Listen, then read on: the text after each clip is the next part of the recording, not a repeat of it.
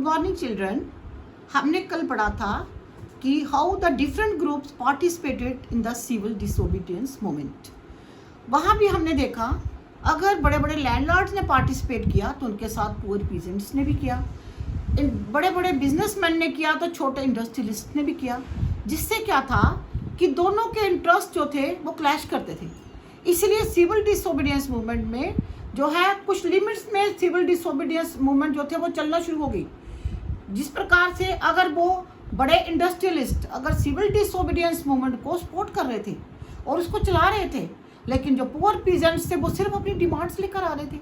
अब उनकी डिमांड्स को पूरा करना, वो सारी डिमांड जो थी अगर उनको पूरा करते तो बिग इंडस्ट्रियलिस्ट जो थे वो सारे जो वो रिवोल्ट पे आ जाते, तो जो है इस सिचुएशन को कंट्रोल करना मुश्किल हो जाता। इसलिए जो है यहाँ पर जो पुअर स्मॉल जो वर्किंग क्लास थी उनके इंटरेस्ट को नज़रअंदाज किया जाने लगा। इसी प्रकार से जो है जो सिविल डिसोबीडियंस मूवमेंट है ये कुछ जो है लिमिट्स में बंधी हुई थी। आज हम पढ़ेंगे what are the limits of the civil disobedience movement. Civil disobedience movement की क्या लिमिट्स थी बच्चों?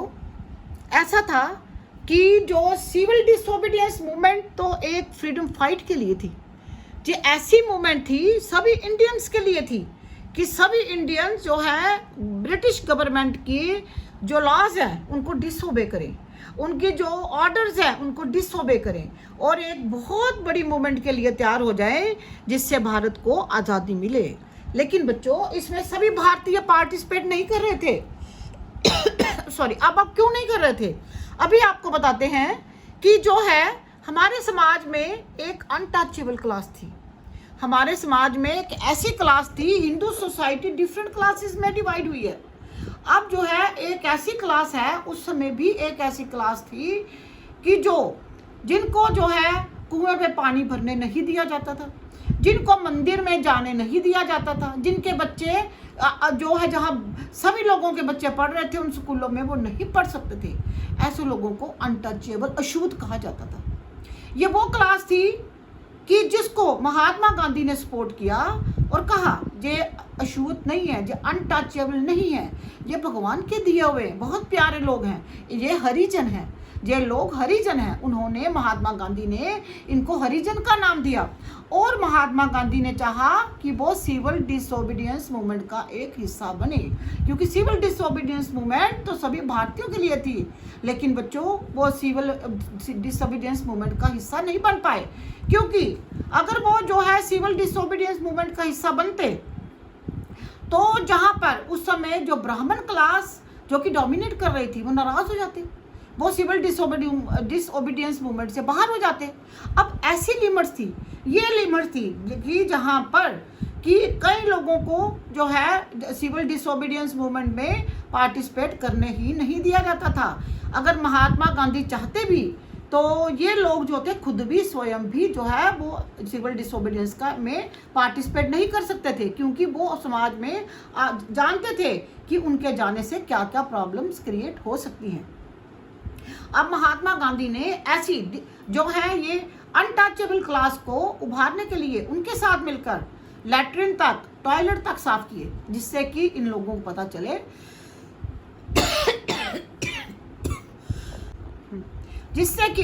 पता चले कि वो भी समाज का एक हिस्सा हैं और वो भी बाकी लोगों की तरह समाज में जो है खुलकर रहें।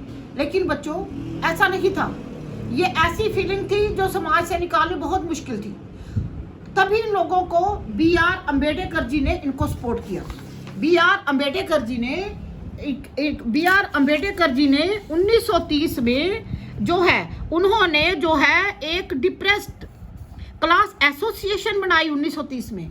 1930 में डॉक्टर B.R. अम्बेडकर जी ने जो है ये एक डिप्रेस्ड क्लास एसोसिएशन बनाई। अब इन्होंने भी इन लोगों को समाज में कुछ स्थान दिलाने के लिए इन्होंने कहा इन्हें टचेबल को, इन्हें जिनको गांधी जी ने हरिजन बोला, इन्होंने इनको डिप्रेस्ड क्लास बोला। ये डिप्रेस्ड क्लास ही जो है इनको भी समाज में और जो है पॉलिटिक्स में भी इनको जो है कोई स्थान मिले। उन्होंने इनके लिए डिमांड की, उन्होंने कहा कि ये जो लोग हैं ये जो है ये भी इलेक्शन में जो है वो पार्टिसिपेट करेंगे, इनके लिए सेपरेट इलेक्टोरेट जो है उसका प्रोविज़न किया जाए। इन लोगों के लिए सेपरेट इलेक्टोरेट का प्रोविज़न किया जाए। लेकिन इस बात से महात्मा गांधी नाराज़ हो गए। क्यों नाराज़ हो गए बच्चों? सेपरेट इलेक्टोरेट का क्या मतलब हुआ? सेपरेट इलेक्टोरेट का मतलब हुआ कि दलित लोग ही जो है वो डिप्रेस्ड क्लास ही इलेक्शन में खड़े होंगे, कैंडिडेट इन्हीं के होंगे, और इनको वोट डालने वाले भी लोग जो हैं वो दलित क्लास के ही होंगे, वही इनको चुनेंगे और जो है वो इनको जो लेजिस्लेटिव या काउंसिल इलेक्शंस के मेंबर बनाएगी। लेकिन महात्मा गांधी से नाराज़ हो गई। क्यों हुए? इसलिए नाराज़ हुए, महात्मा गांधी कहने लगे इस प्रकार से, अगर हम सबको अलग अलग करते गए और उनको जो है सेपरेट इलेक्टोरेट का प्रोविज़न देते गए तो जो हम जो है फ्रीडम फाइट के लिए हमारी जो फाइट है वो इतनी स्ट्रांग नहीं रहेगी, वो कमज़ोर हो जाएगी, देश छोटे छोटे टुकड़ों में बढ़ जाएगा। इसलिए महात्मा गांधी चाहते थे कि ये भी जो डिप्रेस्ड क्लास है इसको भी एक ऊंचा स्थान दिया जाए, लेकिन बाकी लोगों की तरह, जिस प्रकार बाकी लोग जो हैं जो इलेक्शन में खड़े होते हैं वैसे ही ये खड़े हों, लेकिन इनको उनके लिए एक सेपरेट इलेक्टोरेट की प्रोविज़न नहीं बनाया जाए। अब इस बात से गांधी जी जो है वो हंगर स्ट्राइक पे बैठ गए। बाद में क्या हुआ? डॉक्टर BR अम्बेडकर जी ने इनके साथ मिलकर इनकी बात को माना और डिसीजन क्या हुआ? डिसीजन ये हुआ, पूना पैक्ट हुआ। इनका जो था वो जो डिसीजन था वो पूना पैक्ट हुआ। पूना पैक्ट 1932 में एक पूना पैक्ट हुआ, पूना में एक पैक्ट हुआ। गांधी जी और अम्बेडकर के बीच में एक पैक्ट हुआ 32 में। क्या पैक्ट हुआ कि जो है जो डिप्रेस्ड क्लास है इनके लिए जो है ये प्रोविज़न दिया जाएगा, इन्हीं के कैंडिडेट जो है वो लेजिस्लेटिव असेंबली में और काउंसिल इलेक्शन में खड़े होंगे, लेकिन वोट जो डाला जाएगा वो जो है सभी लोग एक जनरल इलेक्शन के थ्रू चुने जाएंगे। अब जनरल इलेक्शन के थ्रू चुने जाएंगे, ये क्या मतलब हुआ? इसका मतलब ये हुआ कि ये 1932 में पूना पैक्ट ये हुआ कि डिप्रेस्ड क्लास के लोगों की परसेंटेज रखी जाएगी, जो कैंडिडेट खड़े होंगे, जो नॉमिनेट होंगे, वो इनके लिए उसमें परसेंटेज रखी जाएगी कि कुछ इनके जो है कैंडिडेट खड़े होंगे, लेकिन उनको चुनने के लिए सिर्फ दलित क्लास नहीं होगी, सभी लोग होंगे, सभी जो है इलेक्शन में जो पार्टिसिपेट करेंगे, जो वोट डालेंगे, वही इनको चुनेंगे। इसके लिए डॉक्टर साहब जो है वो डॉक्टर अम्बेडकर जी भी मान गए और गांधी जी भी मान गए और एक पूना पैक्ट हुआ और इनको वहां पर जो है इसका प्रोविज़न दिया गया। इस प्रकार आपने देखा सिविल डिसोबीडियंस की एक जो है वो लिमिट थी, वो इसकी लिमिट थी डिप्रेस्ड क्लास, अनटचेबल। अब ऐसे ही दूसरी क्लास जो कि अपने आप को अब मिनियरिटी में महसूस करना शुरू हो गई। जब नॉन कोऑपरेशन मूवमेंट खत्म हुई, जब नॉन कोऑपरेशन मूवमेंट 1922 में स्टॉप हो गई, उस एकदम खत्म हुई, एकदम स्टॉप हुई, उससे क्या हुआ? उसके बाद कम्युनलिज्म जो था वो फैलने लगा। कम्युनलिज्म फैलने लगा। लोग जो थे, जो मुस्लिम्स थे, उन्होंने अपनी तबलीग सेरेमनी शुरू कर ली। हिंदुओं ने अपनी जो है शुद्धि सेरेमनी शुरू कर ली। अब क्या है तबलीग सेरेमनी और शुद्धि सेरेमनी? तबलीग सेरेमनी के दौरान इन्होंने ये अनाउंस किया कि जो जितने भी मोहम्मदन लोग हैं जो कन्वर्ट हुए हैं किसी और रिलीजन में, वो तबलीग सेरेमनी के थ्रू द्वारा से मुस्लिम कम्युनिटी में, मुस्लिम रिलीजन में दे कैन बी रिकन्वर्टेड और वो जो है मुस्लिम धर्म को फिर से अपना सकते हैं। ऐसे ही हिंदुओं ने जो है शुद्धि सेरेमनी आरंभ कर ली।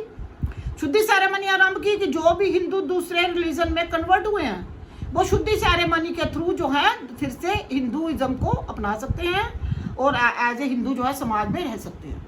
इस प्रकार से जो सभी जो हिंदू मुसलमान, इन्होंने अपनी स्ट्रेंथ को बढ़ाना शुरू किया। अपने हिंदू मुसलमान जहाँ भी जो फैले हुए थे उनको फिर से अपने रिलीजन में लाना आरंभ कर दिया। इस प्रकार से हिंदू महासभा बन गई। हिंदू महासभा में हिंदू के साथ ज़्यादा से ज़्यादा जुड़ने लगे। अब मुस्लिम लीग पहले की बनी हुई थी, मुस्लिम लीग में मुस्लिम लीग जुड़ने लगी। अब आहिस्ता आहिस्ता मोहम्मदन्स के बीच में ये फीलिंग आने लगी कि इंडिया में मुसलमान जो हिंदू ज़्यादा हैं, इंडिया में हिंदू ज़्यादा हैं, इसलिए जो है अब मोहम्मदन जो है एक मिनॉरिटी में है। इंडिया में जो मोहम्मदन्स है वो मिनॉरिटी में है, वो थोड़े हैं। इसलिए ऐसा ना हो कहीं आहिस्ता आहिस्ता जो है हिंदू क्लास जो है, ये लोग कहीं जो है मोहम्मडन्स को कहीं जो है डोमिनेट करना शुरू ना हो जाए। उनके मन में ऐसी फीलिंग आनी आरंभ हो गई। इस फीलिंग ने भी उनको, और वो पहले भी नॉन कोऑपरेशन मूवमेंट में भी पार्टिसिपेट करके देख चुके थे, उसका भी उनको कोई सक्सेसफुल कोई आउटपुट नहीं मिली थी। इसलिए जो है मोहम्मडन्स भी जो है वो भी सिविल डिसोबीडियंस मूवमेंट से अलग होना शुरू हो गई। बच्चों, इस प्रकार से ये लिमिटेशंस थी, ये जो है कम्युनलिज्म था, या फिर हमारे समाज की जो एक वीकनेस थी, जिनको हम जो अनटचेबल समझते थे, ये चीज़ें जो थी हमारे समाज में जो है वो जो है हमारे समाज में रुकावट पैदा करती थी काम वर्किंग में। और यही हमारे समाज की एक हद जो एक सीमा को डिसाइड करने लगी सिविल डिसोबीडियंस की, ये उसकी लिमिटेशंस हो गई। अब बच्चों जो है, अब जो है सिविल डिसोबीडियंस मूवमेंट आस्ता आस्ता वीक पड़नी शुरू हो गई, और 1934 में खुद ही स्लोली ये समाप्त हो गई। अब हम बच्चों, हमने जहाँ तक पढ़ा है, अब हम जो है आगे कल पढ़ेंगे कि आगे आपको बिलोंगिंगनेस बताई है कि एक कंट्री के साथ, देश के साथ जो है हमारी जो कोलेक्टिव बिलोंगिंगनेस, एक लोग जो है देश के लोगों के साथ, the sense of collective belongingness, इसको हम पढ़ेंगे। Thank you students. ठीक।